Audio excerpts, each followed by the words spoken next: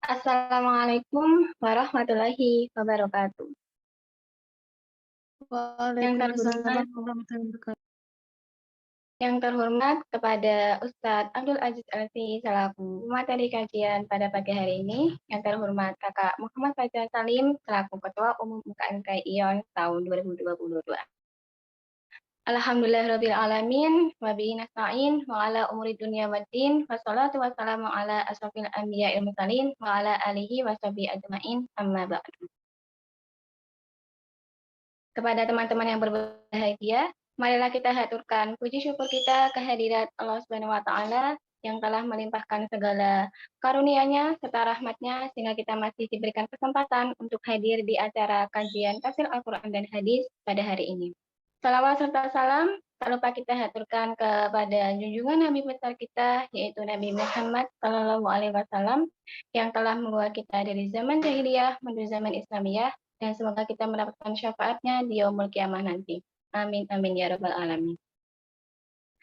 Teman-teman yang berbahagia, pertama-tama perkenalkan, saya Nurul Fatmah Hidayati, selaku moderator yang akan memandu jalannya acara kajian pada hari ini.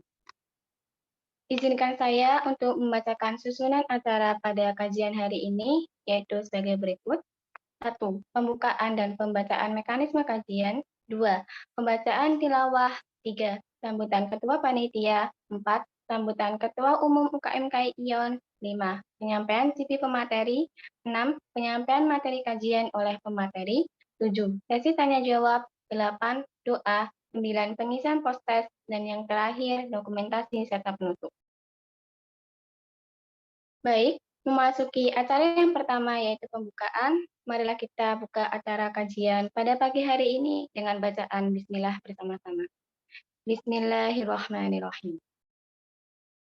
Sebelumnya, saya selaku moderator, izinkan saya untuk membacakan mekanisme kajian pada hari ini. Tata tertib dan mekanisme kajian. 1. Selalu bersikap sopan dan santun ketika berkomunikasi. 2. Dilarang promosi dalam bentuk apapun tanpa seizin admin. 3. Acara akan dipandu oleh moderator sesuai waktu yang ditentukan. 4. Peserta akan diberi link untuk masuk ke Zoom meeting. Bagi yang menggunakan ponsel, diharapkan untuk download aplikasinya terlebih dahulu. 5. Peserta diharapkan untuk mematikan mikrofon selama kajian berlangsung, kecuali dipersilakan oleh moderator untuk mengaktifkan mikrofon. 6. Peserta dimohon untuk on kamera, kecuali yang memiliki kendala sinyal atau kendala urgent lainnya. 7. Nama dalam Zoom meeting disamakan dengan nama ketika mendaftar. 8. Peserta mengisi link post-test setelah kajian sebagai bukti presensi dan untuk mendapatkan sertifikat. 10. Kegiatan dibagi menjadi 4 sesi, yaitu pembukaan, penyampaian materi yang akan disampaikan oleh pemateri dalam bentuk audio via Zoom. Yang ketiga itu diskusi, peserta dipersilakan untuk mengajukan pertanyaan dengan mengaktifkan fitur raise hand atau bisa langsung memberikan pertanyaannya di kolom chat. Yang keempat yaitu penutup yang berisi doa, pengerjaan post-test, dan dokumentasi. Peserta diharapkan untuk menyimak dan memahami materi yang disampaikan dengan baik. Menginjak acara selanjutnya yaitu pembacaan tilawah.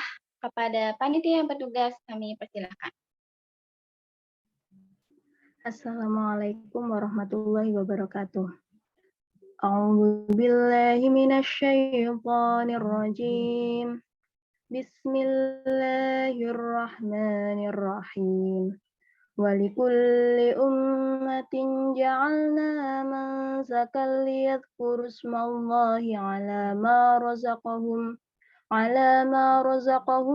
min bahimatil an'am. فإلهكم إله واحد فله أسلموا وبشر المخبتين الذين إذا ذكر الله وجلت قلوبهم والصابرين على ما أصابهم والمقيم الصلاة ومما رزقناهم ينفقون. Shadaqallahul azim. Assalamualaikum warahmatullahi wabarakatuh. Waalaikumsalam warahmatullahi wabarakatuh. Shadaqallahul azim, shadaqallahul azim, shadaqallahul azim. Semoga kita yang mendengarkan dan yang membaca mendapatkan rahmat serta berkah dari Allah Subhanahu wa taala. Kami sampaikan terima kasih. Selanjutnya yaitu sambutan-sambutan. Sambutan yang pertama yaitu sambutan dari Ketua Panitia kajian pada hari ini kepada Iftia Nuri Romana Putriani, kami persilahkan. Assalamualaikum warahmatullahi wabarakatuh.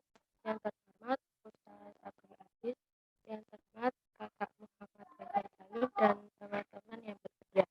Pertama-tama perkenalkan saya Ibtianur Ramadan Fioni selaku Ketua Panitia Kajian Tafsir Al-Quran dan Hadis yang bertemakan meningkatkan keikhlasan dan kesabaran dengan meneladani kisah Nabi Ibrahim alaihissalam.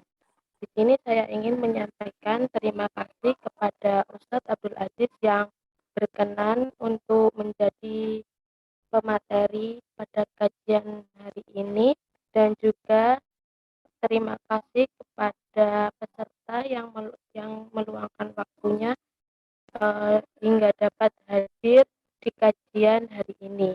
Semoga kajian hari ini berjalan dengan lancar dan juga kita semua mendapatkan ilmu yang barokah. Sekian dari saya. Wabillahi hidayah. Wassalamualaikum warahmatullahi wabarakatuh. Waalaikumsalam warahmatullahi wabarakatuh. Kami sampaikan terima kasih. Selanjutnya yaitu sambutan dari Ketua Umum UKM KI ION kepada Kakak Muhammad Faisal Salim, padanya kami persilahkan.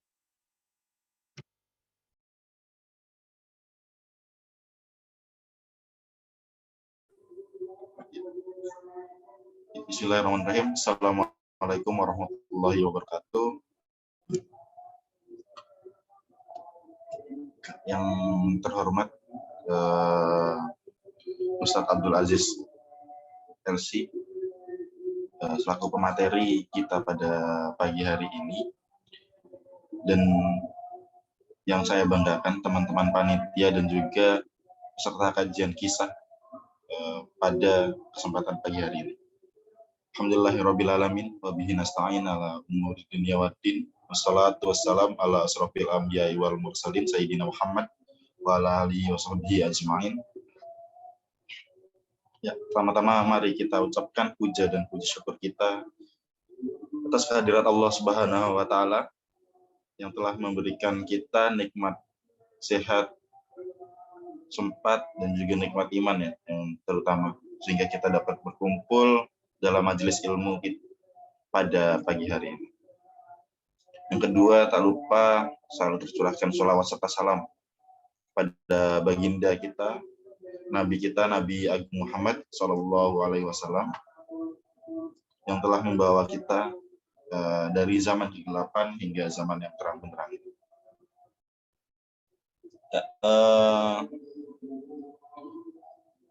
Saya ucapkan terima kasih kepada teman-teman panitia yang telah mempersiapkan acara kisah pada pagi hari ini dengan tema meningkatkan keikhlasan dan kesabaran dengan meneladani kisah Nabi Ibrahim alaihissalam. Ya, mungkin ini momen yang tepat ya untuk kita mengkaji ulang tentang kisah-kisah para terdahulu, terutama para nabi, sehingga kita dapat selalu mengingat, selalu teringat pada kisah keteladanan yang dilakukan oleh para rasul dan juga nabi. Saya ucapkan juga terima kasih kepada peserta dan juga delegasi dari UKM dan juga KMJ yang ada di FMIPA. Kita mengundang delegasi juga supaya kita selalu teringat, selalu mengajak kepada teman-teman untuk paling tidak kita menimba ilmu juga, tidak hanya di akademik tapi juga di kerohanian kita, selalu kita perbarui seperti itu. Ya, saya ucapkan terima kasih dan semoga acara pada pagi hari ini berjalan dengan lancar hingga akhir kegiatan. Dan saya ucapkan terima kasih kembali kepada Ustaz Abdul Aziz selaku pemateri pada pagi hari ini. Mungkin ada salah atau kurangnya ketika menyampaikan sambutan pada pagi hari ini. Saya ucapkan mohon maaf yang sebesar-besarnya. Akhirul kalam, Assalamualaikum warahmatullahi wabarakatuh. Waalaikumsalam warahmatullahi wabarakatuh. Baik, kami sampaikan terima kasih atas sambutan-sambutannya. Acara selanjutnya yaitu penyampaian CV pemateri. Sebelumnya, izinkan saya untuk membacakan CV dari Ustadz Abdul Aziz Salsi selaku pemateri kajian pada hari ini. Kepada panitia yang bertugas, kami persilakan untuk tes screen. Baik, nama lengkap beliau adalah Abdul Aziz Salsi. Beliau lahir di Jember tanggal 6 Juli 1988. Riwayat pendidikan beliau adalah SMP di MTS Darul Hikmah Al Hasan, Tanggul Wetan dari tahun 2002 sampai 2005, SMA di MA Al Hasan, Tanggul Wetan tahun 2005 sampai 2008, dan menginjak di perguruan tinggi di Universitas Al Azhar pada tahun 2011 sampai 2015. Alamat beliau di Perum Alam Hijau, Sempusari, Kaliwates. Beliau bekerja sebagai guru dan pengasuh Rumah Tahfidz Al-Quran Al-Husna Kaliwates, Jember. Mungkin itu CV yang baru bisa saya sampaikan.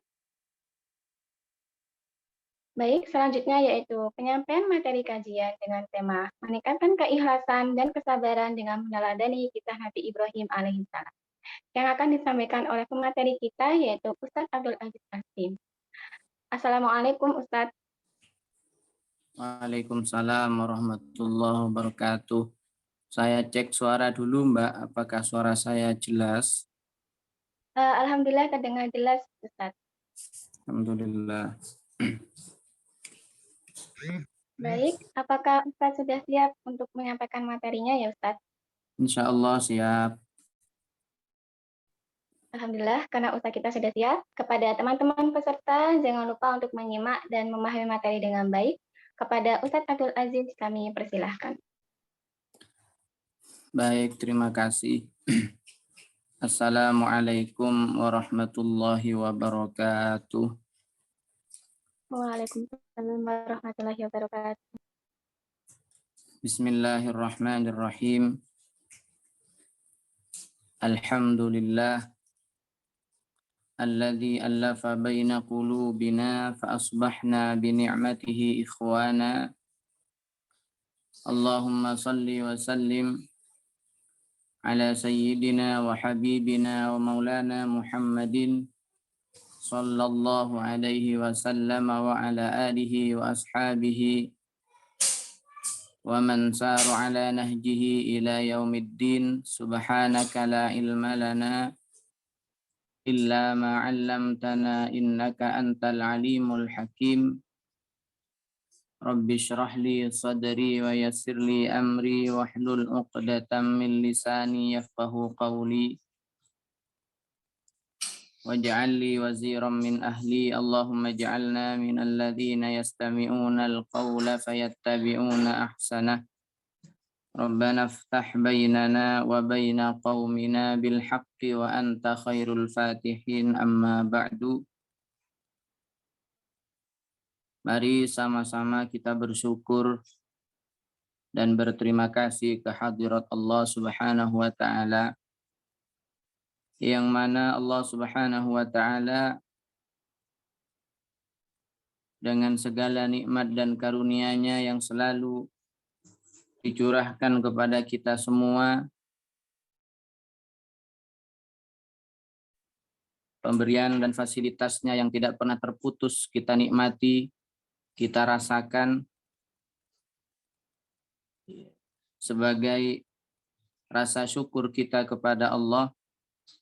Maka kita gunakan nikmat-nikmat itu untuk semata-mata mengabdi dan hanya mencari ridha Allah Subhanahu wa taala, dan tidak menggunakan nikmat Allah di dalam bermaksiat kepada Allah.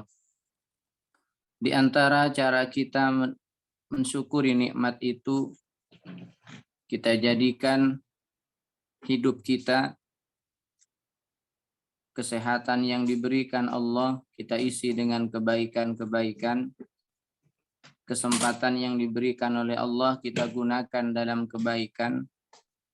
Sehingga dengan demikian, kita termasuk orang yang telah mensyukuri nikmat. Dan Allah janji kepada kita, barang siapa yang mensyukuri nikmat Allah, maka niscaya akan ditambah nikmat itu oleh Allah Subhanahu wa taala. La in syakartum la azidannakum wa la in kafartum inna adzabi lasyadid. Jika kalian bersyukur akan nikmat-nikmat Allah, maka akan Allah tambah nikmatnya. Dan jika kalian kufur, mengingkari atau tidak bersyukur terhadap nikmat Allah, maka ingatlah nikmat siksa Allah sangat dan amat pedih. Yang saya hormati segenap panitia penyelenggara kajian dan juga kepada ketua panitia yang telah menyampaikan sambutannya tadi, juga tak lupa kepada ketua umum UKM Ion ya, yang telah menyiapkan acara dengan begitu baik. Saya berterima kasih juga kepada teman-teman panitia sekalian telah mempersilahkan saya untuk bertatap muka dengan teman-teman sekalian dalam rangka kita sharing maklumat, kita sharing pengetahuan dengan harapan semakin bertambahnya ilmu kita, dengan harapan pula semakin berkualitas amal kita. Dan juga kepada semua audiens yang sudah bergabung ataupun yang masih belum bergabung.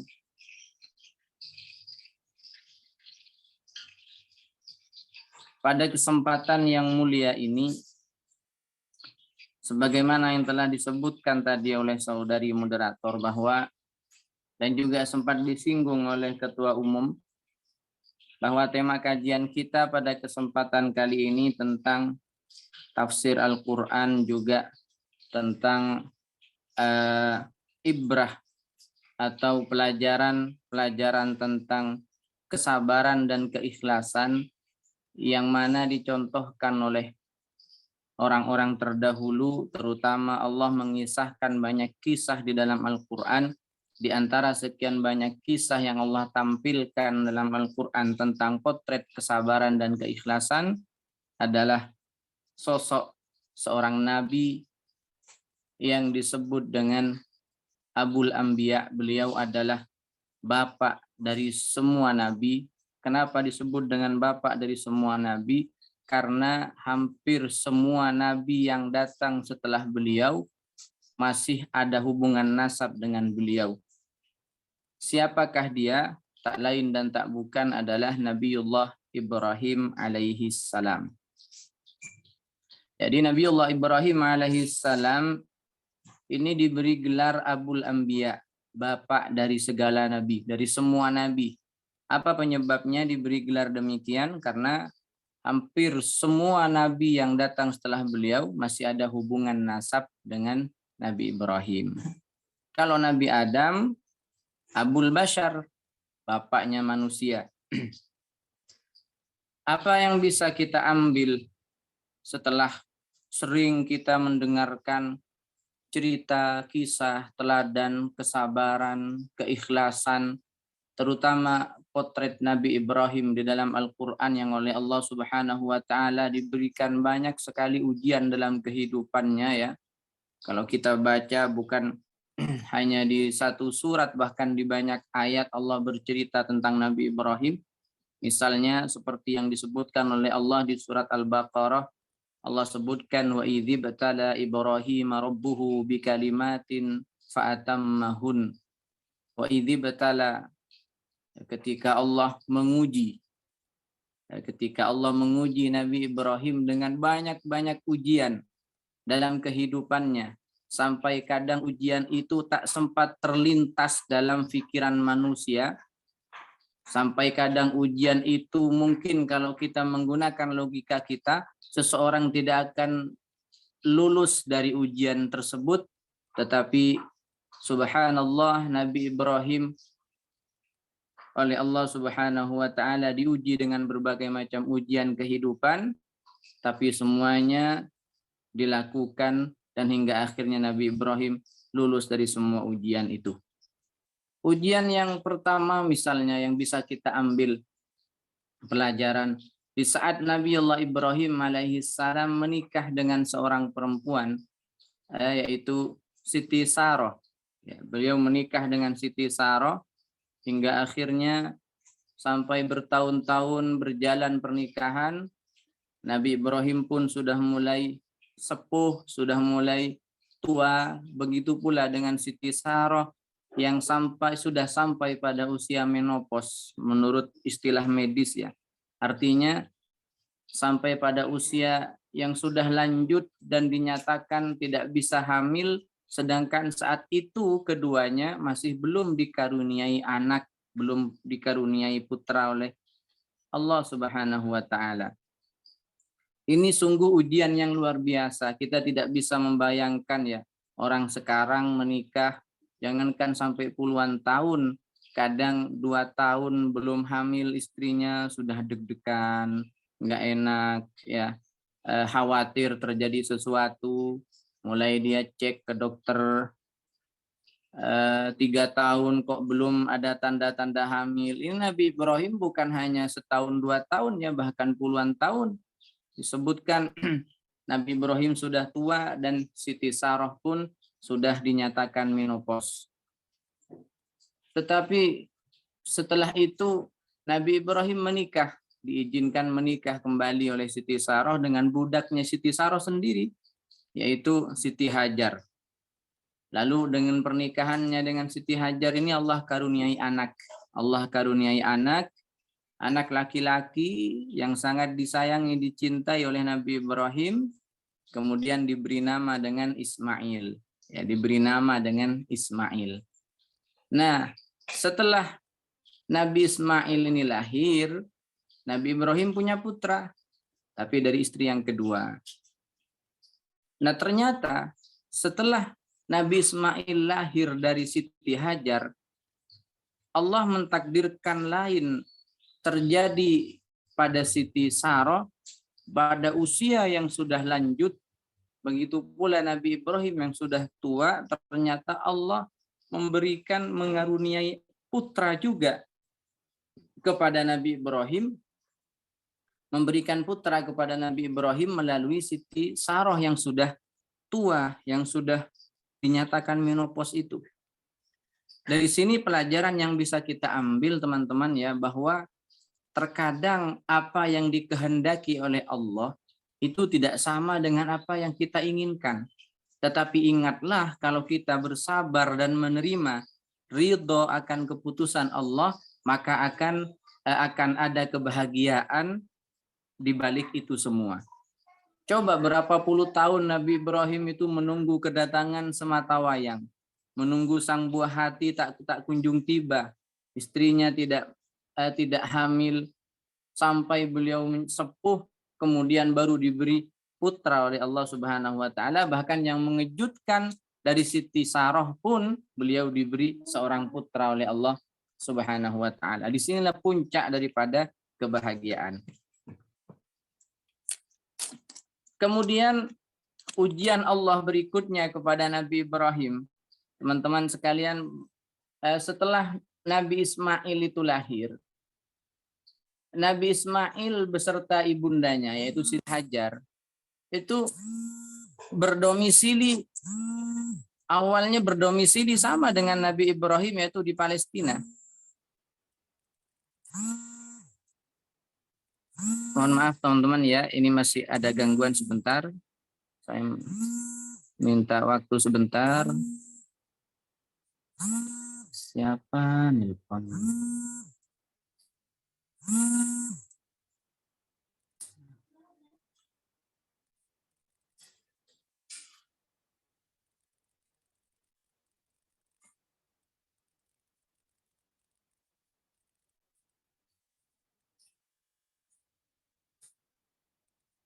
Baik, saya lanjutkan.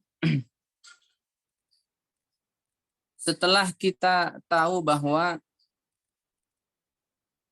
Nabi Ismail dan Nabi Ibrahim waktu itu masih ada di Palestina. Beliau Nabi Ismail adalah putra kesayangan dari Nabi Ibrahim alaihissalam, menunggu puluhan tahun lebih ingin mendapatkan putra, ternyata baru diberi oleh Allah Subhanahu wa taala ketika Nabi Ibrahim sudah dalam usia yang sudah sepuh. Kemudian apakah sampai di situ ujian hidup Nabi Ibrahim? Tidak, teman-teman sekalian ya, bahwa setelah itu Allah memerintahkan satu perintah yang di luar nalar. Di luar nalar Nabi Ibrahim dan juga di luar nalar Siti Hajar. Apa perintahnya? Allah perintahkan Nabi Ibrahim supaya membawa Nabi Ismail yang masih bayi pada waktu itu beserta dengan ibundanya yaitu Siti Hajar untuk dibawa ke tempat yang sangat jauh. Di tempat yang sangat jauh jaraknya dari Palestina, dibawalah oleh Nabi Ibrahim sesuai dengan perintah Allah. Di manakah tempat itu? Disebutkan biwadin ghairi di zar'in inda baitikal muharram. Dibawa di satu lembah yang jaraknya sangat jauh dengan Palestina, yaitu yang ada di Baitul Haram atau di Baitullah di Makkah sekarang ini. Teman-teman coba saja dicari di Google berapa jarak antara Masjidil Haram dengan Palestina, berapa jarak antara Saudi Arabia dengan Palestina. Itu luar biasa. Pada waktu itu karena perintah dari Allah Subhanahu wa taala, anaknya yang masih bayi yaitu Nabi Ismail alaihissalam beserta dengan ibunya Siti Hajar dibawa oleh Nabi Ibrahim ke tempat tersebut. Ketahui teman-teman, tempat itu dulu tidak ada seorang penduduk pun yang ada di sana. Tidak ada manusia satupun yang ada di sana. Tempatnya lembah, tandus, gersang, tidak ada air. Bahkan dikatakan bukan hanya tidak ada manusia, bahkan hewan pun, burung pun tidak mau tinggal di sana. Kenapa? Karena tidak ada air, kering. Namun setelah Nabi Ibrahim sampai di lembah tersebut dengan putranya yang masih bayi, dengan istrinya yaitu Siti Hajar, kemudian Nabi Ibrahim yang lebih mengejutkan lagi tiba-tiba meninggalkan putranya yang masih bayi dan istrinya. Beberapa langkah Nabi Ibrahim ingin pulang ke Palestina, membalikkan badan begitu, akhirnya dipanggil oleh istrinya yaitu Siti Hajar, ditanyakan, "Wahai Ibrahim, apakah kamu tega meninggalkan saya di tempat ini hanya dalam kondisi berdua dengan anakmu yang masih bayi?" Pertanyaan itu tidak dijawab oleh Nabi Ibrahim. Terus saja Nabi Ibrahim melangkah tanpa menoleh ke arah belakang, tanpa menoleh kepada istri dan anaknya yang ditinggalkan. Hingga pertanyaan itu diulang 2 kali oleh Siti Hajar. Begitupun Nabi Ibrahim tidak menjawab. Sampai diulang 3 kali oleh Siti Hajar pertanyaan itu. "Wahai Ibrahim, apakah kamu tega ingin meninggalkan kami berdua di tempat ini?" Nabi Ibrahim pun tidak menoleh. Hingga akhirnya yang keempat kalinya pertanyaannya diganti oleh Siti Hajar. "Wahai Ibrahim, apakah ini adalah kehendak dan perintah daripada Tuhanmu?" Baru kemudian Nabi Ibrahim berhenti dan diam sejenak, menoleh ke arah belakang dan mengatakan kepada Siti Hajar, Nabi Ibrahim berkata, "Iya, ini adalah perintah dari Tuhan saya, yaitu perintah dari Allah Subhanahu wa taala." Apa kira-kira respon daripada Siti Hajar? Siti Hajar mengatakan, "Baiklah Ibrahim, kalau begitu maka Tuhanmu tidak akan menyia-nyiakan kami." Alhasil keduanya saling pasrah, tawakal dan ridho dengan perintah dan keputusan Allah. Nabi Ibrahim pun meninggalkan keduanya di tempat itu, pulang ke Palestina dan meninggalkan putranya yang masih bayi dengan ibundanya di satu tempat yang tidak ada seorang pun di situ. Di sini apa pelajaran teman-teman yang bisa kita ambil? bahwa Nabi Ibrahim mengajarkan kepada kita terkadang ada perintah dari Allah yang sangat berat untuk dilakukan. Sangat berat dan bahkan mungkin tidak masuk akal ya. Tapi itu benar-benar perintah dari Allah, maka Nabi Ibrahim tunaikan, Nabi Ibrahim laksanakan perintah itu walaupun harus mengorbankan. Harus mengorbankan keluarga, harus mengorbankan anak yang ditunggu-tunggu selama ini, meninggalkan istri. Bahkan Nabi Ibrahim tidak menoleh sama sekali saat dibujuk, dirayu, ditanyakan oleh Siti Hajar, tidak menoleh sama sekali. Ini simbol bahwa ketika Allah perintahkan satu perintah kepada kita, kita tidak boleh menoleh kanan kiri, menjadi ragu dan bimbang untuk melaksanakannya. Terus saja melangkah, yang penting yang menjadi impian kita dan yang menjadi dambaan kita adalah keridhaan Allah Subhanahu wa taala. Ketika Allah ridha, maka kita pun menjadi puas. Itulah pelajaran yang diberikan oleh Nabi Ibrahim kepada kita. Kita nggak bisa bayangin ya, kalau zaman sekarang misalnya disuruh orang, mungkin kalau zaman sekarang ada orang berbuat begitu kepada anak istrinya, sudah dikatakan gila kali oleh orang-orang. Misalnya saja ada orang di zaman sekarang membawa anak istrinya ke tempat yang tidak ada siapapun di situ, dibawa ke hutan misalnya, lalu ditinggalkan di situ. Itu menurut akal sehat kita, ini orang tua, ini suami semacam ini sudah gila. Kenapa? Orang sudah punya rumah, ya, sudah punya rumah, kumpul dengan keluarga, tiba-tiba keluarganya dibawa ke tempat yang sepi, yang jauh dari manusia, yang kering, tidak ada air, susah untuk minum, susah untuk makan, lalu ditinggalkan di situ. Lalu kemudian suaminya pulang ke rumahnya lagi. Kira-kira kalau sekarang ini sudah divonis gila orang semacam ini. Tetapi itu sekali lagi perintah dari Allah. Perintah dari Allah Subhanahu wa taala. Maka berikutnya, ini penting untuk calon ibu atau mbak-mbak, pelajaran berikutnya. Setelah Nabi Ibrahim itu tinggalkan putranya dan istrinya di tempat itu, tak lama kemudian kehabisan bekal, terutama anaknya yang masih bayi menangis menjerit, butuh air minum, kehausan, lapar, dahaga, semuanya dirasakan. Apa yang terjadi? Seorang ibu, yaitu Siti Hajar, kemudian melangkah dan berusaha ingin mencari air, mencari orang yang bisa menolong, ingin mencari bantuan dari orang lain. Maka Siti Hajar pun mulai melangkah menaiki satu bukit, berteriak meminta bantuan, dan tidak ada satupun orang yang mendengar jeritan dan teriakannya.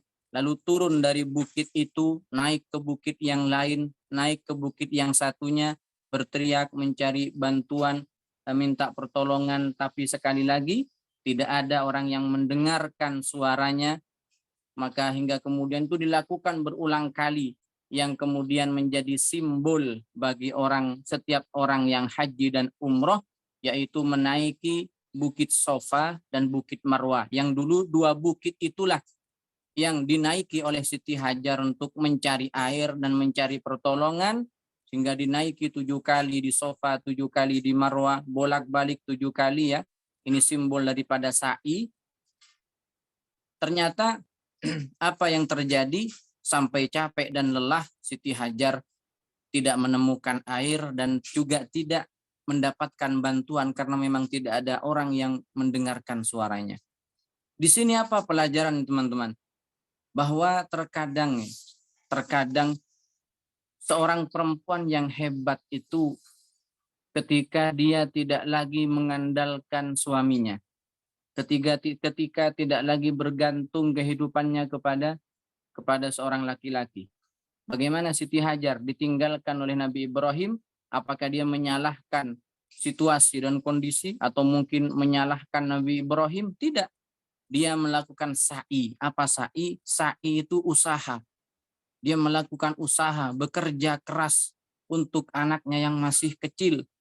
Dia tidak berpangku tangan hanya menunggu apa yang datang dari suaminya, tetapi mengorbankan untuk anaknya, untuk buah hatinya, bahkan untuk dirinya sendiri, dia terus berusaha untuk untuk mencari apa yang dia butuhkan.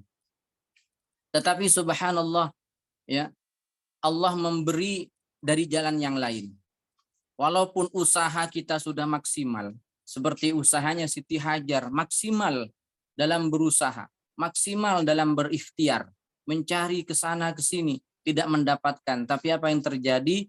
Ternyata setelah Siti Hajar kembali ke tempat bayinya yang ditinggalkan di lembah itu, ternyata sudah ada sumur, sudah ada sumber mata air yang keluar dari bawah telapak kaki sang bayi itu. Yang kemudian sumber dan mata air yang keluar itu menjadi ujung tombak atau menjadi kunci dari kehidupan keduanya. Yang mana sumber itu kemudian sekarang disebut atau dikenal dengan sumber Zam-Zam. Itu sampai sekarang, teman-teman. Ini apa pelajaran di sini? Tugas kita hanya berikhtiar. Tugas kita hanya berusaha. Jangan berpangku tangan. Jangan diam saja. Kita berusaha, kita bekerja, kita belajar, ya, kita kerjakan tugas. Tetapi ingat bahwa usaha kita itu bukan satu-satunya, artinya kadang Allah memberikan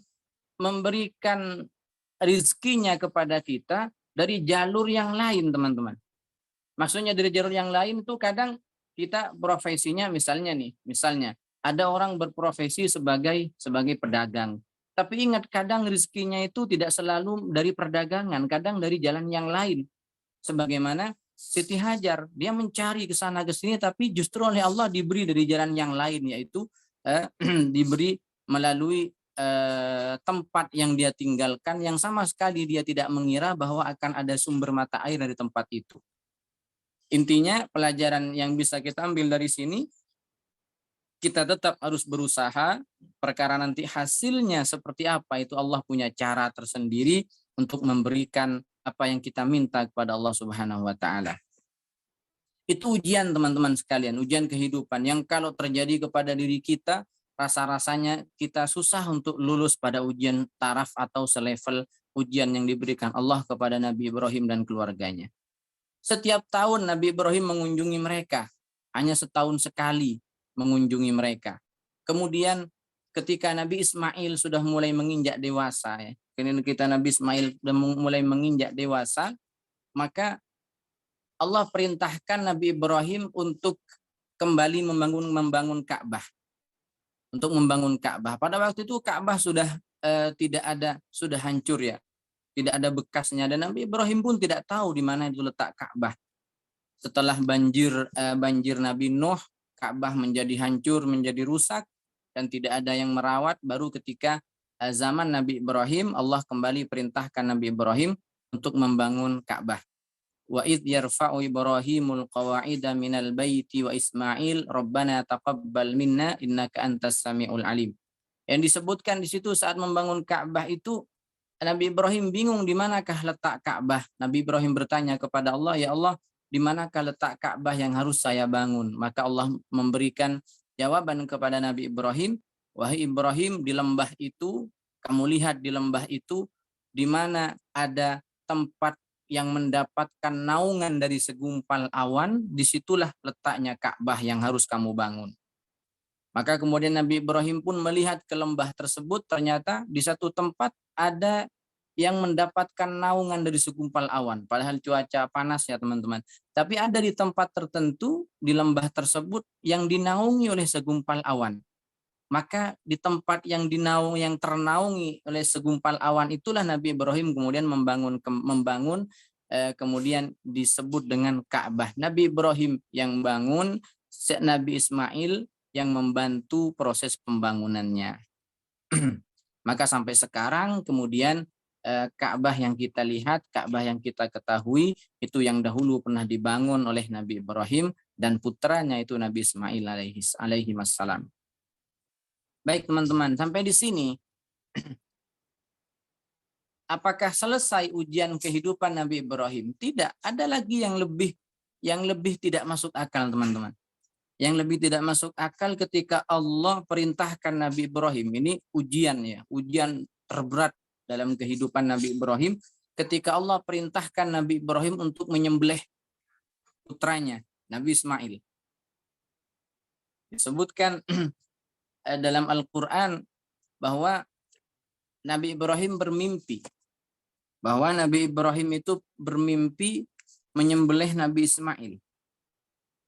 Mimpi malam pertama Nabi Ibrahim masih ragu apakah ini mimpi betul-betul dari Allah atau dari bisikan-bisikan yang lain. Hingga datang mimpi kedua, mimpi ketiga, baru Nabi Ibrahim itu menjadi sadar bahwa ini benar-benar dari Allah Subhanahu wa Ta'ala. Maka Nabi Ibrahim pun bertanya kepada putranya, bertanya kepada Nabi Ismail. Apa kata Nabi Ibrahim? Falamma balagha ma'ahu as-sa'ya qala ya bunayya inni ara fil manam anni azbahuka fanzur madza tara. Dia menyampaikan kepada Nabi Ismail, wahai Ismail, sesungguhnya aku telah bermimpi dan diperintah dalam mimpiku itu untuk menyembelih kamu. Kira-kira bagaimana menurut pendapat kamu, Nak? Bagaimana menurut pendapat kamu, wahai Ismail?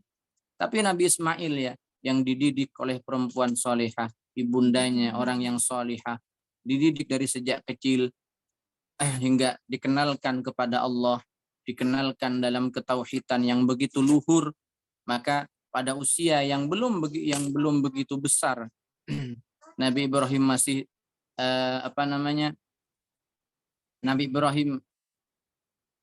Nabi Ismail kemudian menjawab dengan begitu tegas dan lugas. Dia mengatakan, ya abatif al ma tu'mar, wahai ayah, wahai bapak, laksanakan apa yang telah diperintahkan.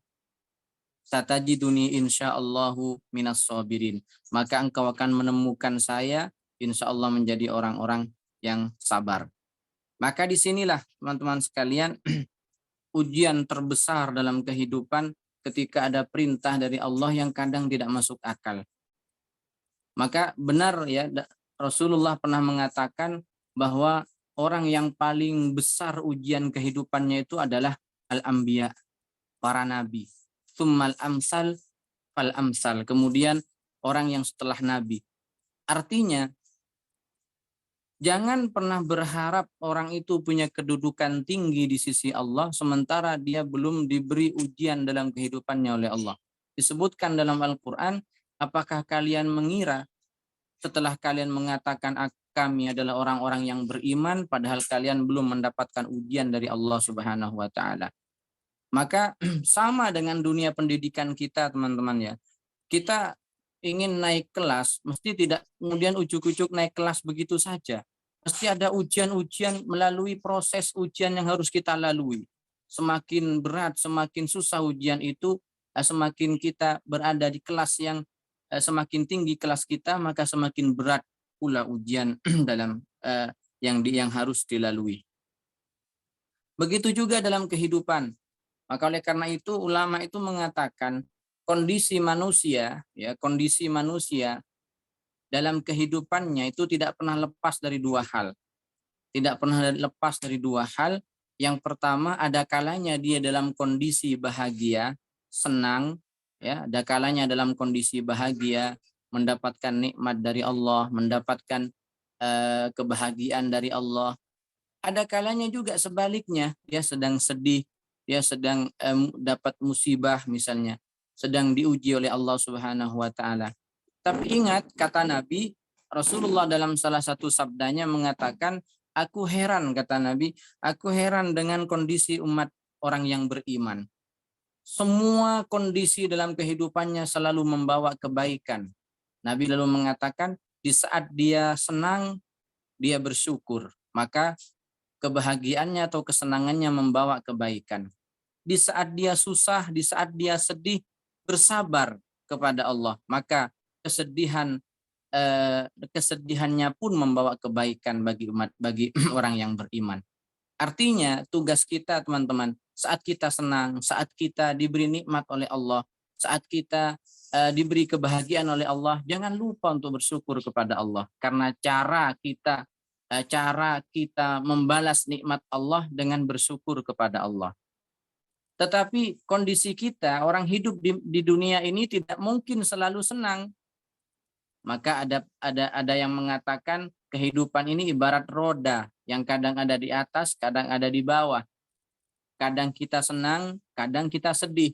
Di saat kita senang, jangan lupa bersyukur kepada Allah supaya kesenangan itu membawa kebaikan bagi kita. Tapi di saat kita sedih, ya di saat kita, bahasanya anak sekarang galau mungkin ya. Di saat kita sedih, di saat kita galau, bagaimana supaya kita selamat dari kesedihan kita? Jangan lupa bersabar. Jangan lupa bersabar. Maka itulah cara kita mendapatkan kebaikan, yaitu di saat senang kita bersyukur, di saat sedih kita bersabar. Itulah yang dicontohkan oleh Nabi Ibrahim alaihissalam beserta dengan putranya. Maka sebagai hadiah besar oleh Allah Subhanahu wa taala, karena Nabi Ibrahim sudah lulus dari sekian tahap ujian dalam kehidupannya, maka dijadikanlah semua nabi dan rasul yang datang setelah Nabi Ibrahim masih ada hubungan nasab, masih anak cucu daripada Nabi Ibrahim alaihissalam. Itu hadiah besar dari Allah Subhanahu wa taala. Di sini juga ada pelajaran penting bagi kita teman-teman. Kalau kita ingin mendapatkan anak yang baik, keturunan yang soleh dan solehah, jangan lupa perbaiki kualitas diri kita. Karena kebaikan anak cucu kita itu tergantung pada kebaikan kita. Kita menanam kebaikan sebagaimana tanaman Nabi Ibrahim, maka akan berbuah tidak hanya kepada anak kita, bahkan 7 turun dari kita oleh Allah akan dijadikan orang-orang yang baik. Ini sudah banyak contohnya teman-teman ya. Banyak contohnya ketika leluhurnya menjadi orang yang baik, ya bapaknya baik, istrinya baik, maka ibunya baik, semuanya keluarganya itu baik, maka mesti dia akan diberikan keturunan oleh Allah yang soleh dan solehah. Ini potret daripada Nabi Ibrahim. Beliau mencontohkan kepada kita bagaimana menjadi orang yang sabar dalam menghadapi ujian dari Allah dan bagaimana cara bersyukur kepada Allah di saat mendapatkan nikmat dari Allah Subhanahu wa taala. Karena tidak ada pilihan lagi, teman-teman. Kalau kita menyalahi kaidah yang tadi, misalnya saat kita bahagia yang seharusnya bersyukur, lalu kita tidak bersyukur misalnya. Apa kira-kira resiko yang akan diterima? Allah beri kita nikmat.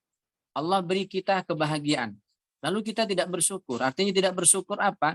Tidak menggunakan nikmat itu untuk sesuatu yang diridhai oleh Allah. Misalnya, diberi duit banyak, tapi duitnya dibuat untuk sesuatu yang sifatnya melanggar ketentuan Allah. Dibuat judi lah, dibuat narkoba lah, dibuat minum-minuman keras lah. Diberi uang banyak, tapi uangnya digunakan untuk sesuatu yang untuk sesuatu yang mendatangkan murka Allah. Ingat teman-teman sekalian ya, bahwa apa yang kita miliki dalam diri kita, apapun itu, baik itu kekayaan, harta benda, baik itu pangkat dan jabatan, baik itu kecerdasan yang kita miliki, apapun yang ada dalam diri kita, itu sekedar titipan dari Allah.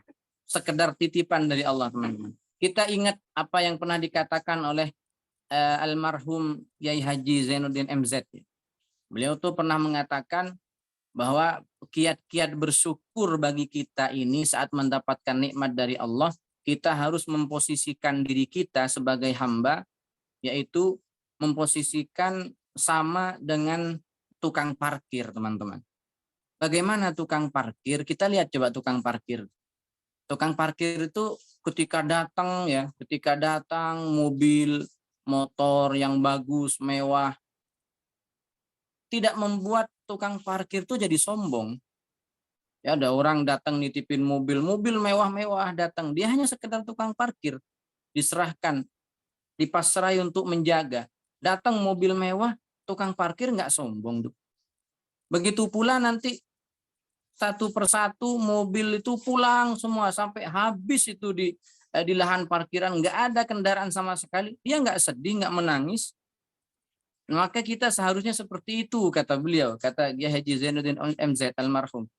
Beliau mengatakan manusia itu harusnya memposisikan dirinya sama dengan tukang parkir. Ketika Allah beri dia nikmat, ketika Allah beri dia kebahagiaan, Allah beri dia fasilitas yang banyak melebihi orang lain, dia harusnya nggak sombong. Bagaimana nggak sombong? Bersyukur kepada Allah dan harus sadar bahwa itu adalah titipan. Tukang parkir tuh nggak sombong karena dia sadar bahwa itu adalah titipan dari Allah. Artinya kalau titipan harus dijaga, harus dijaga. Allah beri kita harta, Allah beri kita jabatan, Allah beri kita kecerdasan, Allah beri kita macam-macam. Kalau kita sadar itu adalah titipan Allah, maka tugas kita menjaga. Sebab kalau nggak dijaga, yang nitip marah. Ya, yang nitip marah kalau nggak dijaga. Ada tukang parkir dititipin motor misalnya. Begitu orangnya mau pulang, motornya diambil, hilang semua. Knalpotnya rusak, spionnya rusak misalnya, nggak dijaga. Kira-kira bagaimana yang nitip? Marah sama yang dititipin. Kalau sudah marah nanti nggak akan dititipin lagi. Maka begitu pula ketika Allah nitip sesuatu pada kita berupa nikmat dari Allah, jaga dengan cara bersyukur kepada Allah. Sebab kalau kita tidak menjaganya, bisa saja Allah cabut itu nikmat, bisa saja Allah ambil itu nikmat, lalu Allah tidak berikan lagi kepada kita. Itu bagi orang yang menyalahi kaidah saat senang kita harus bersyukur, kok ada orang diberi kebahagiaan tidak bersyukur. Nah, kalau misalnya kaidah yang kedua teman-teman, di saat kita susah, saat kita diuji oleh Allah, maka kita harus sabar. Seandainya ada orang diuji, ada orang diberi kesedihan oleh Allah dalam hidupnya, diberi ujian hidup, lalu dia tidak sabar, mau apa coba? Mau berontak? Berontak ke siapa? Mau apa? Nggak bisa kita, nggak ada pilihan lagi untuk kita. Apalagi milih jalan pintas misalnya bunuh diri, ya malah kita yang rugi. Sehingga disebutkan, ada yang mengatakan dalam hadis qudsi disebutkan Allah berfirman, wahai hambaku, kalian punya keinginan, aku juga punya kehendak. Jadi Allah berkata, Allah berfirman, wahai hamba-hambaku, kalian punya keinginan dan aku juga punya kehendak, kata Allah. Kalau kalian menerima apa yang menjadi kehendakku, maka akan aku beri apa yang kalian inginkan. Jadi kalau kalian menerima apa yang menjadi kehendakku, maka akan aku beri apa yang kalian inginkan. Tapi bila kalian tidak menerima apa yang menjadi keputusanku, maka tidak akan terjadi kecuali apa yang telah aku kehendaki, dan kalian tidak akan pernah mendapatkan apa yang kalian inginkan. Ini pelajaran penting bagi kita. Seandainya kita tidak ridho dengan apa yang diputuskan oleh Allah, saat kita diuji oleh Allah, lalu kita tidak ridho, tidak sabar menghadapi ujian itu, maka apa yang mau kita perbuat? Mau kita salahkan? Siapa yang mau kita salahkan? Mau kita berontak? Mau berontak kepada siapa? Tidak ada jalan lain kecuali menerima, ridho, dan bersabar akan ujian Allah. Teman-teman sekalian, ada seorang ulama, Imam Qushairi itu mengatakan ya, bahwa sabar itu, kata beliau, sabar itu alla yufarriqa baina halin ni'mah wal mihnah. Orang sabar itu ketika dia tidak membedakan saat dia mendapatkan nikmat atau mendapatkan ujian. Jadi orang sabar itu tetap, sabar itu ada 3 teman-teman. Sabar akan perintah Allah, sabar dalam menjauhi larangan Allah, sabar akan ujian yang diberikan oleh Allah. Jadi sabar itu ada 3, sabar dalam melaksanakan perintah Allah. Walaupun sedang susah hidupnya, walaupun sedang sedih, sedang diberi ujian oleh Allah, tapi begitu datang perintah Allah, tetap dia kerjakan perintah Allah. Enggak kemudian misalnya sholat kalau lagi senang saja, kalau lagi galau enggak sholat misalnya. Ini namanya enggak sabar dalam melakukan perintah. Sabar juga dalam meninggalkan larangan. Walaupun menjanjikan sesuatu yang enak misalnya. Orang yang kamu kalau minum minuman keras misalnya, kamu akan nikmati begini begitu misalnya, tapi dia sabar akan larangan Allah, tetap akan dia jauhi semua larangan Allah. Walaupun zina itu misalnya ada kebahagiaannya walaupun sesaat karena dia sabar akan larangan Allah, tetap dia jauhi larangan-larangan Allah Subhanahu wa taala. Nah, yang terakhir sabar akan ujian yang datang dari Allah. Maaf teman-teman ya, ujian itu kadang kita memaknai ujian itu hanya sesuatu yang tidak enak bagi kita, padahal enggak. Ujian itu bisa berupa sesuatu yang tidak enak, bisa berupa sesuatu yang enak. Bisa berupa sesuatu yang membuat kita sedih, bisa juga berupa sesuatu yang membuat kita bahagia. Jadi kalau mau dikerucutkan lagi, sesungguhnya apa yang kita miliki, apa yang kita rasakan, apa yang sedang kita alami, itu sebetulnya semuanya adalah ujian dari Allah. Jadi sekali lagi, kadang dari kita itu menganggap bahwa ujian itu hanya sesuatu yang menyedihkan. Kadang itu ada yang ada di mindset kita. Padahal ujian itu tidak hanya sesuatu yang menyedihkan, bahkan sesuatu yang menyenangkan sekaligus itu adalah ujian. Dan perhatikan teman-teman, dan banyak orang yang tidak lulus saat diberi ujian bahagia oleh Allah. Banyak orang yang tidak lulus saat diberi ujian bahagia oleh Allah, sedangkan orang banyak yang lulus saat diuji dengan kesengsaraan oleh Allah. Orang kalau diuji dengan kemiskinan misalnya. Banyak orang lulus, banyak orang bersabar akan kemiskinannya, banyak orang yang menerima dengan takdir Allah. Tapi ketika Allah uji dia dengan kekayaan, dibuat kaya oleh Allah. Ya, diberi harta yang banyak oleh Allah. Banyak orang yang tidak lulus dalam ujian ini, teman-teman. Kenapa? Itu tadi, karena dia tidak bersyukur, tidak ingat bahwa itu adalah nikmat Allah. Seakan-akan dia merasa bahwa ini adalah jerih payah saya. Ini adalah prestasi saya misalnya. Itulah sebabnya banyak orang yang tidak lulus saat diuji dengan kebahagiaan, tetapi banyak orang yang lulus saat diuji dengan kesengsaraan. Maka terakhir teman-teman, sebelum dibuka sesi tanya jawab, sebagaimana yang dicantumkan ya, selain daripada kita kupas tentang pelajaran-pelajaran kesabaran dan keikhlasan daripada Nabi Ibrahim alaihissalam, disebutkan tadi juga ada saudari kita yang membaca surah Al-Hajj ayat berapa, 34 kalau tidak salah.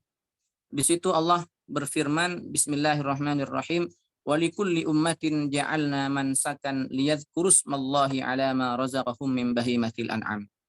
Sesungguhnya ini teman-teman, ayat ini sampai akhir ayat ini masih ada kaitannya pula dengan sekelumit kisah tentang Nabi Ibrahim. Karena kisah Nabi Ibrahim dan Nabi Ismail itu banyak disebutkan dalam Al-Quran, sehingga di antara salah satu kisahnya ketika Nabi Ismail itu diperintahkan untuk disembelih oleh Allah untuk menguji ketabahan, kesabaran, dan keikhlasan Nabi Ibrahim, dan juga sekaligus Nabi Ismail, ternyata keduanya memang benar-benar sosok pribadi yang ikhlas dan sabar atas semua perintah Allah. Tapi apa yang terjadi itu hanya ujian dari Allah dan tidak terjadi disembelih. Kenapa? Karena Allah sudah tahu bahwa Nabi Ismail dan Nabi Ibrahim benar-benar hamba yang sangat patuh dan tunduk kepada Allah, hingga akhirnya penyembelihan itu diganti oleh Allah dengan beberapa ekor kambing. Maka dari situlah teman-teman sekalian, bahwa dalam syariat kita dan juga syariat umat-umat terdahulu ada satu ibadah. Sebetulnya ibadah ini juga merupakan rasa bentuk syukur kita kepada Allah, yaitu ketika Allah perintahkan kita untuk menyembelih binatang yang halal, menyembelih hewan yang halal, diniatkan taqarruban ilallah, sebagai media mendekatkan diri kepada Allah Subhanahu wa taala, atau yang lebih dikenal dengan istilah kita sekarang yaitu penyembelihan hewan kurban. Penyembelihan hewan kurban di hari raya Idul Adha, yaitu di bulan Dzulhijjah. Ini semua teman-teman merupakan kelanjutan dari historisnya Nabi Ismail dan Nabi Ibrahim alaihissalam. Maka sekali lagi, ayat 34 surat Al-Hajj ini sebetulnya menceritakan tentang Nabi Ibrahim dan Nabi Ismail dimulai dari ayat ke-26 di surat Al-Hajj sampai ayat 38. Ini rangkaian-rangkaiannya. Kemudian sampai sekarang menjadi syariat bagi kita, menjadi satu anjuran bagi kita dalam agama kita setiap datang bulan Dzulhijjah, setiap di hari raya Idul Adha dan 3 hari setelahnya yang disebut dengan hari tasyrik, maka dianjurkan bagi kita sebagai bentuk rasa syukur kita kepada Allah untuk menyembelih hewan sembelihan yang dikhususkan di atas namakan Allah Subhanahu wa taala, atau yang lebih populer dengan istilah penyembelihan hewan kurban, hewan yang halal, hewan yang baik yang dipersembahkan kepada Allah Subhanahu wa taala. Maka kata Allah, walikulli ummatin ja'alna mansakan. Dan bagi setiap umat telah kami syariatkan penyembelihan. Artinya bukan hanya umat Nabi Muhammad saja, teman-teman. Umat-umat terdahulu dari sejak Nabi Ibrahim sudah ada satu ibadah berupa penyembelihan hewan. Bahkan disebutkan sebelum Nabi Ibrahim juga sudah ada. Misalnya di zaman Nabi Adam yang terjadi pada putra-putranya Nabi Adam, id qarraba qurbanan fatuqabbala min ahadihima wa lam yutaqabbal minal akhar. Itu sudah ada, teman-teman. Sekali lagi sebagai bentuk rasa syukur kita kepada Allah Subhanahu wa taala. Setiap umat oleh Allah telah disyariatkan untuk menyembelih penyembelihan hewan. Apa tujuannya ini? Tujuannya lihat kurusmallah, supaya mereka selalu ingat nama Allah, selalu ingat kepada Allah bahwa yang selama ini dimakan dan dinikmati, teman-teman. Sebetulnya Allah minta kepada kita itu sedikit dibandingkan dengan permintaan kita kepada Allah. Contoh misalnya, kita kalau minta kepada Allah banyak ya teman-teman, nggak tanggung-tanggung kita kadang kalau minta sama Allah, macam-macam kita minta sama Allah. Tapi ketika Allah minta kepada kita, sedikit sekali Allah minta kepada kita. Misalnya Allah syariatkan untuk menyembelih hewan kurban. Dalam setahun satu hewan. Nah yang kita miliki berapa? Lebih daripada satu. Nah yang selama ini dalam setahun ini kita makan daging-daging hewan yang oleh Allah diberikan kepada kita sebagai rezeki yang diberikan Allah kepada kita. Setiap hari kita makan daging, setiap hari kita makan macam-macam. Yang Allah mintanya satu untuk dikorbankan, untuk disembelih atas nama Allah. Itu pun setelah disembelih kembali lagi ke kita. Yang makan ya kita. Yang menikmati ya kita, teman-teman. Hanya saja lihat kurusmallah, supaya kata Allah dalam ayat Al-Hajj ini, supaya mereka mengingat nama Allah. Ingat akan nikmat Allah, ingat bahwa itu adalah rizki dari Allah. Alama razaqahum min bahimatil an'am. Terhadap apa yang telah dirizkikan oleh Allah, diberikan oleh Allah dari kalangan bahimatul an'am. Apa bahimatul an'am itu? Berupa hewan ternak. Selama ini kita telah banyak diberikan oleh Allah, ya, makanya kita harus bersyukur, teman-teman. Makanya sekarang ini sudah ada ada PMK, penyakit penyakit kuku, penyakit yang terjadi pada hewan.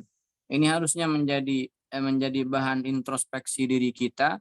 Kenapa sekarang setelah ada wabah yang menular di kalangan manusia, kemudian ada wabah juga yang menular di kalangan hewan, mungkin ya selama ini kita kurang bersyukur kepada Allah, diberi fasilitas oleh Allah, terkadang untuk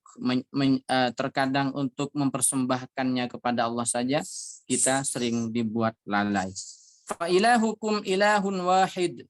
Kata Allah, sesungguhnya Tuhan kalian itu adalah Tuhan yang satu, yaitu Allah. Falahu aslimu, maka hanya kepadanya lah aslimu, hendaklah kalian menyerahkan diri. Aslimu, hendaklah kalian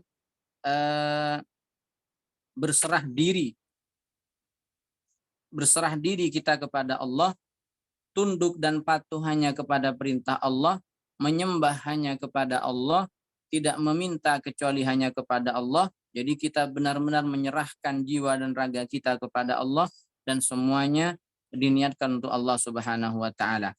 Kalau itu yang terjadi, kita sadar bahwa kita sudah Islam, sudah pasrah, menyerahkan apa yang kita miliki kepada Allah.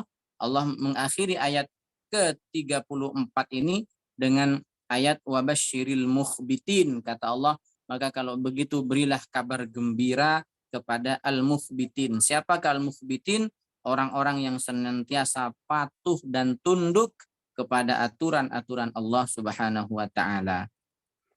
Ini kiranya teman-teman ini sudah jam 10:05, mungkin masih nanti kalau ada hal-hal yang belum dipahami atau masih perlu tambahan tentang pengetahuan sharing ilmu kita pagi ini, bisa kita perluas lagi di sesi tanya jawab. Oleh karena itu saya cukupkan sampai di sini penyampaian materi. Untuk selebihnya kami kembalikan kepada saudari moderator. Sekian dari saya, wallahu a'lam bishawab.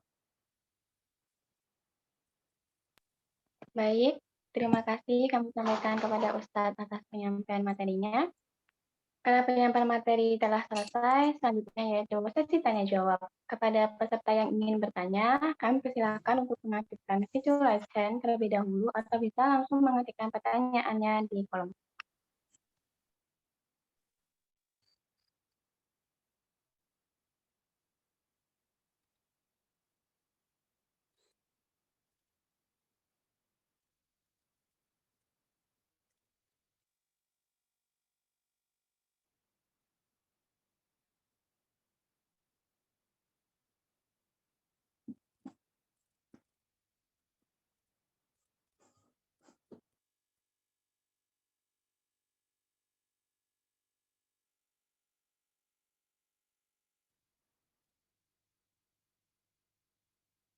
Baik, silahkan Mbak, kalau ada yang mau bertanya langsung disampaikan saja.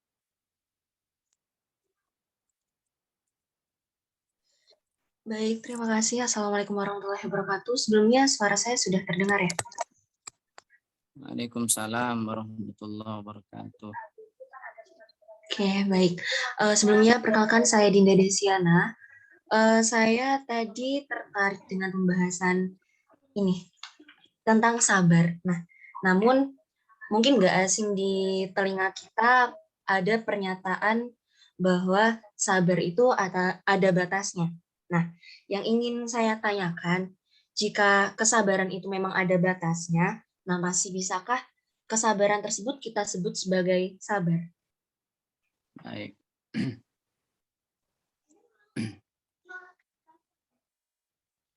Baik, sudah Mbak? Oke, sudah. Terima kasih. Bagaimana Mbak moderator, mau dijawab langsung atau mengumpulkan pertanyaan yang lain dulu? Bisa dijawab langsung oleh Ustadz.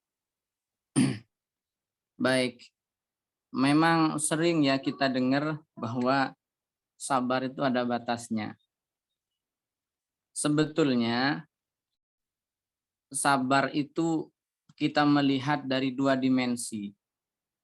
Yang pertama dimensi kita dengan Allah, yaitu sabar dalam melaksanakan perintahnya, sabar dalam menjauhi larangannya, kemudian sabar dalam segala ujian yang diberikan olehnya. Dalam konteks ini tidak ada dan istilah yang tadi tidak berlaku. Sabar ada batasnya tidak berlaku. Dalam konteks ini kesabaran kita dalam dimensi hubungan kita dengan Allah, dengan Sang Pencipta, itu tidak ada batasnya dalam kesabaran. Maksudnya begini, memang kita harus totalitas dalam sabar, menjalani perintah Allah. Sesibuk apapun kita,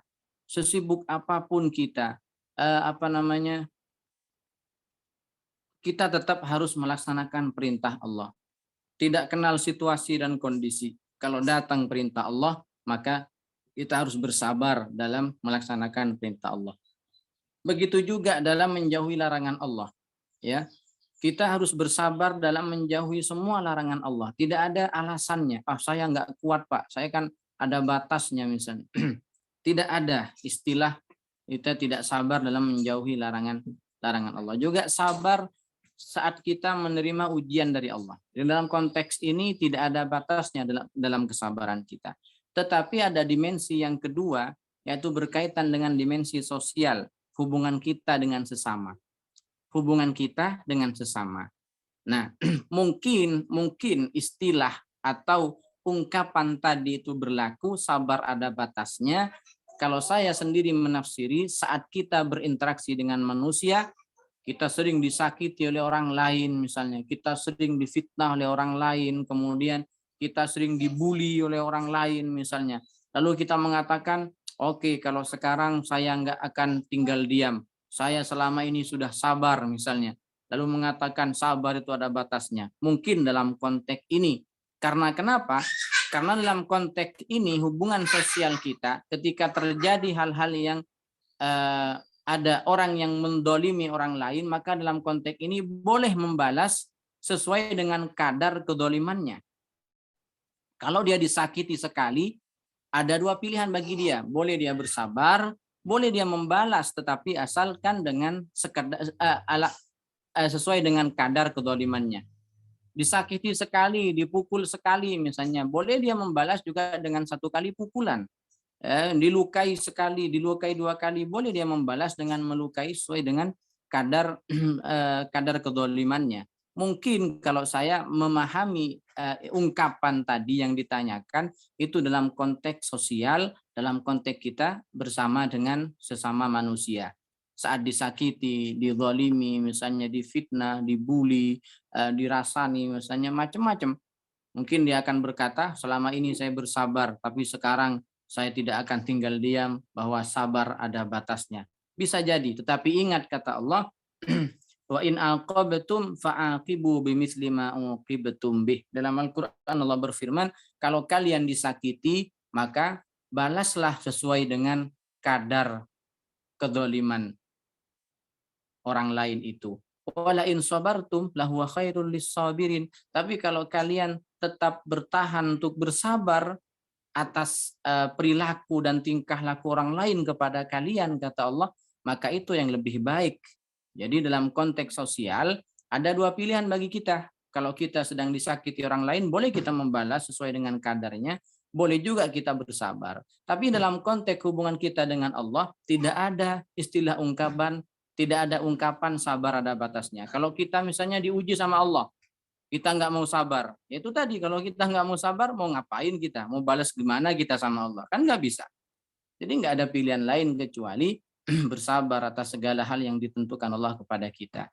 Jadi garis alhasil ya Mbak ya, kesimpulannya apa yang ditanyakan dengan ungkapan sabar ada batasnya, kalau saya pribadi memaknai itu adalah dalam konteks hubungan kita dengan sesama manusia, karena boleh orang lain itu saat dizalimi boleh membalas dengan kadar kezalimannya, juga boleh bersabar. Kalau sudah dia tidak mau bersabar, batasnya sudah habis kesabarannya, maka boleh baginya membalas. Tetapi dalam konteks dimensi hubungan kita dengan Allah, kaidah atau ungkapan sabar ada batasnya itu tidak berlaku. Karena bagi kita tidak ada pilihan saat kita tetap harus bersabar dengan apa yang telah Allah perintahkan kepada kita, kita laksanakan perintah Allah dalam kondisi situasi apapun, kita tetap jauhi larangan Allah dalam situasi dan kondisi apapun, tidak ada istilah tidak sabar dalam hal itu, dan juga saat kita diuji oleh Allah, tetap kita sabar dalam kondisi itu, tidak bisa kita berontak, tidak bisa kita menyalahkan Allah Subhanahu wa taala.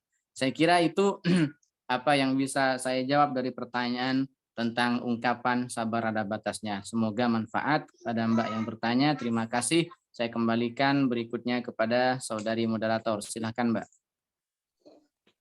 Baik, terima kasih atas jawabannya Ustadz. Untuk peserta yang bertanya tadi, apakah ada feedback atau sudah jelas ya? Sudah cukup, sudah jelas. Terima kasih. Alhamdulillah. Baik, terima kasih. Untuk teman-teman peserta yang ingin bertanya, yuk bisa untuk mengaktifkan melalui fitur raise hand atau melalui di kolom chat ya.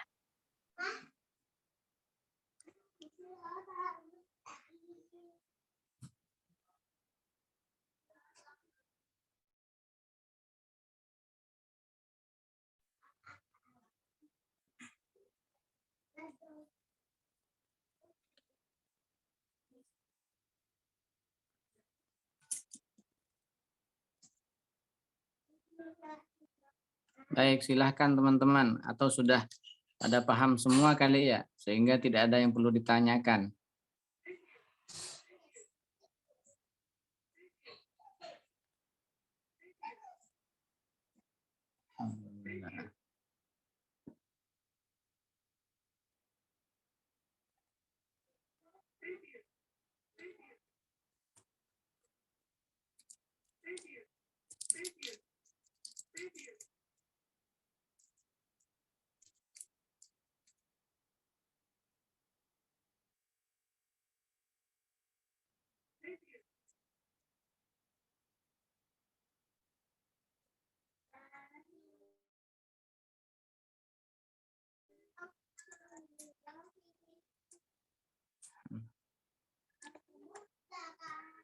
Kalau nggak ada nggak apa-apa, Mbak.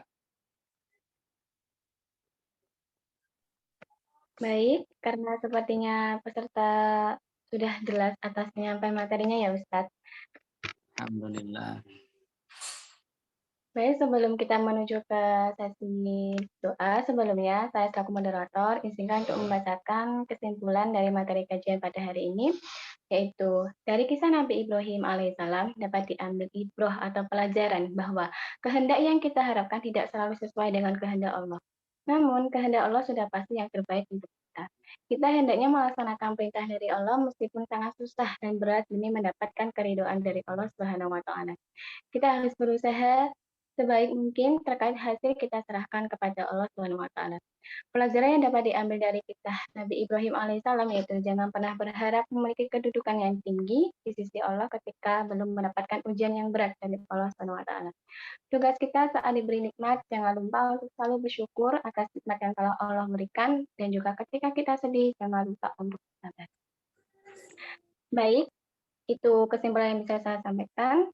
Kita sudah sampai di penghujung acara pada hari ini. Sebelum mengakhiri acara pada hari ini, kami memohon kesediaan Ustadz untuk membacakan doa agar apa yang telah kita laksanakan hari ini memperoleh berkah dan rahmat dari Allah Subhanahu wa Ta'ala. Kepada Ustadz kami persilahkan. Baik teman-teman, mari di penghujung pertemuan ini kita sama-sama memohon berdoa kepada Allah agar ajang silaturahim kita pada kesempatan kali ini menjadi ajang silaturahim yang membawa nilai kebaikan, juga apa yang telah kita dapatkan dari ilmu-ilmu yang disampaikan semoga dengan harapan menjadi ilmu yang membawa manfaat dalam kehidupan kita, sehingga Allah berikan kekuatan kepada kita untuk meneladani orang-orang soleh, para nabi terdahulu, sehingga kita diberi kedudukan yang tinggi di sisi Allah dengan meneladani perilaku-perilaku yang baik daripada orang-orang soleh, baik itu para nabi, para rasul, dan para aulia yang dekat di sisi Allah Subhanahu wa Ta'ala. Mari kita aminkan doanya. Saya akan berdoa, teman-teman sekalian mengaminkan setulus hati dari hati yang paling dalam, memohon kepada Allah Subhanahu wa Ta'ala. Bismillahirrahmanirrahim. Alhamdulillahi rabbil alamin. Allahumma salli wa sallim wa barik ala sayyidina Muhammadin wa ala alihi wa sahbihi ajma'in. Allahumma ja'al jam'ana hadha jam'an marhuma. Ya Allah, jadikanlah perkumpulan kami ini sebagai perkumpulan yang dipenuhi dengan rahmat dan kasih sayang-Mu. Waj'al jam'ana hadha jam'an mubaraka. Turunkan keberkahan kepada kami semua. Keberkahan dalam hidup kami, keberkahan dalam rezeki kami, keberkahan dalam rumah tangga kami, keberkahan dalam anak cucu kami, keberkahan dalam ilmu-ilmu kami. Waj'al jam'ana hadza jam'an mardiyah. Turunkanlah keridhaan-Mu kepada kami semua. Waj'al jam'ana hadza jam'an maqbula. Terimalah amal baik kami ya Allah. Waj'al jam'ana hadza jam'an maghfura. Turunkan dan berikanlah maghfirah serta ampunan-Mu kepada kami semua. Waj'al jam'ana hadza jam'an mahfudha. Lindungilah, peliharalah kami dari fitnah hidup, dari fitnah kehidupan, dari adu domba, dari fitnah, dari penyakit, dari taun, dari wabah dan lain-lainnya. Wa tafarruqana min ba'dihi tafarruqan ma'suma. Wa la taj'alna wa la fina wa la bainana wa la hawlana syaqiyan wala matrudan wala mahruma. Allahumma allimna ma yanfa'una. Ya Allah, ajarkanlah kepada kami ilmu yang bermanfaat. Wanfa'na bima 'allamtana. Jadikanlah kemanfaatan dari ilmu yang telah Engkau ajarkan kepada kami semua.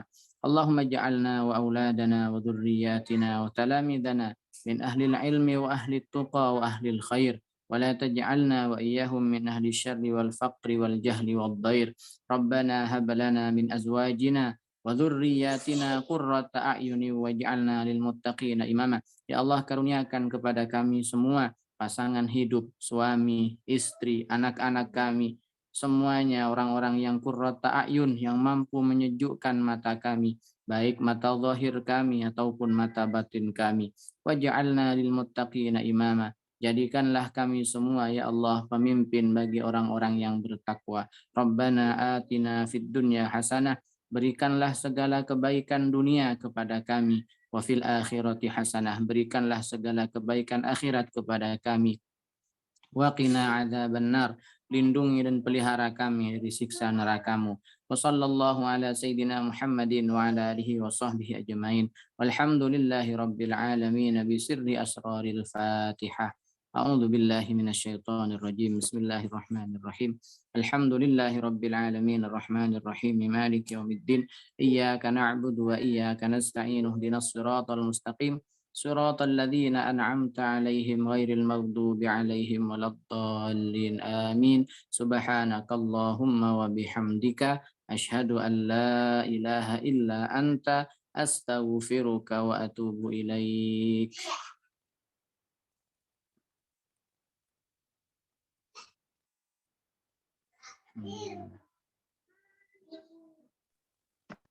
Alhamdulillahirabbil alamin.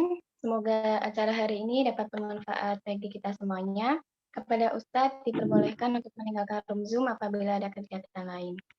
Kami sampaikan Baik, terima kasih banyak ya Ustadz. Terima kasih semuanya, terima kasih Ketua, terima kasih Ketua Umum, Moderator, Panitia, semuanya teman-teman yang telah berkontribusi, bergabung dengan kami, bergabung dengan kita. Mudah-mudahan masih diberikan kesehatan, kesempatan oleh Allah. Mohon maaf, saya undur diri dulu. Mohon maaf masih ada kegiatan di luar. Saya ucapkan sekali lagi terima kasih semuanya. Saya mohon live dulu. Assalamualaikum warahmatullahi wabarakatuh.